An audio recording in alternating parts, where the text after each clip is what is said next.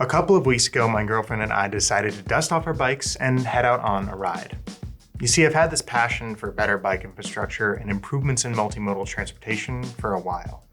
Nick Andert's videos on the future of the LA metro system are inspiring and show a strong representation of what is possible for Los Angeles and its transit system. I may or may not rewatch his videos obsessively over and over again. Oh my God, I made it! But this video is about bikes. So we started our bike ride near a high-quality bike trail close to where I live called the Chandler Bike Path. The trail is a repurposed old train line. It has grade level crossings and is mostly separated from the roadway. It's absolutely not perfect, but for its proximity to me, it's pretty close to it. We decided to ride along the path and just enjoy the experience. Our plan was to stop at some point, go home, grab my car, and pick up groceries for dinner. Then we realized we were close to a brewery that we love and decided to go there first. Each of us enjoyed a beer, and it felt great knowing that we rode our bikes there without having to drive. And then afterward, we realized that instead of taking our bikes back home and grabbing my car, we could just ride our bikes to the grocery store instead. But riding to the grocery store was a slightly different experience. The bike path was the majority of the route, but it wasn't all separated bike infrastructure, so it felt just a bit riskier. We even had to ride on the sidewalk at some points. After we finished at the store, we rode on surface streets, which weren't busy, but still had cars on them we had to look out for. So we basically ran the full gamut of bike infrastructure quality. The difference between riding on a separated bike track and being on the sidewalk or in the street was significant.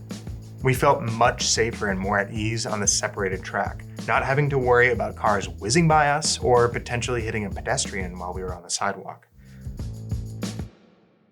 Unfortunately, the bike infrastructure around where I live is patchwork, but what this ride helped me realize is it doesn't have to be that way.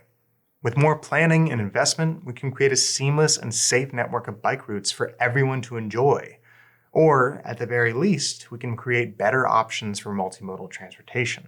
You see, I grew up in Los Angeles, and I got my driver's license as soon as I could. I was seeking that freedom that comes with having a car, and I know from experience that mine is not unique. However, this freedom is somewhat of an illusion, or at least it comes with a major catch. Taking into consideration loan interest, depreciation, fuel, insurance, maintenance, and fees, you're looking at north of $10,000 a year. That's a lot of financial risk, and it doesn't even cover the risk of driving a car itself. In contrast, riding a bike offers a more freeing experience. Not only is it a cheaper entry point, but many of the costs that come with car ownership do not translate over. Biking has several other benefits, such as easier transportation, parking, being in the elements, and generally having a more sustainable lifestyle. I don't want to completely gloss over all of the drawbacks that biking has, but if the infrastructure allows it, it can be a better experience. I can't really give up my car just yet. This is mainly due to the lack of efficient public transportation options that I have. Take visiting my parents, for example.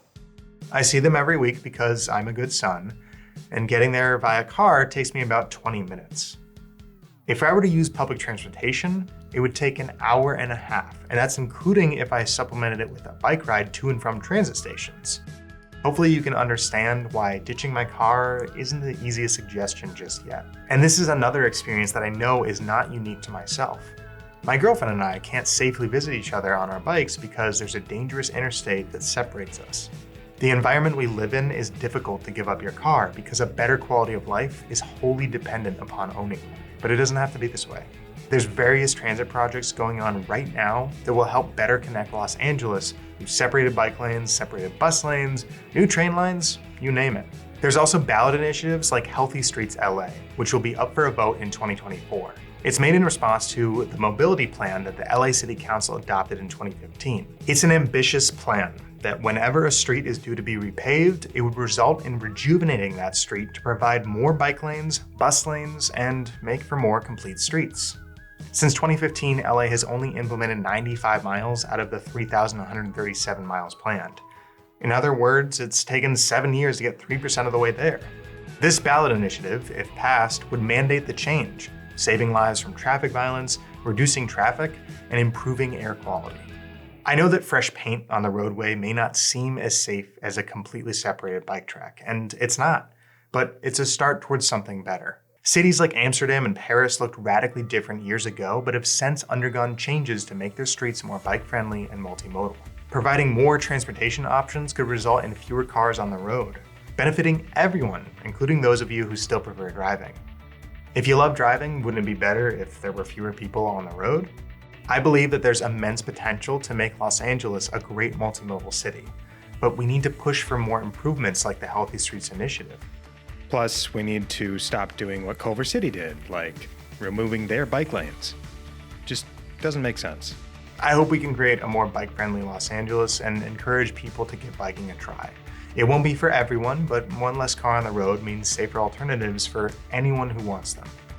Better bike infrastructure is not going to happen overnight, but with each incremental improvement, it becomes that much easier to ride your bike to your favorite brewery, grab a fresh brew, and know that you're contributing to a better tomorrow. So let's keep pedaling towards progress, one bike ride and one beer at a time.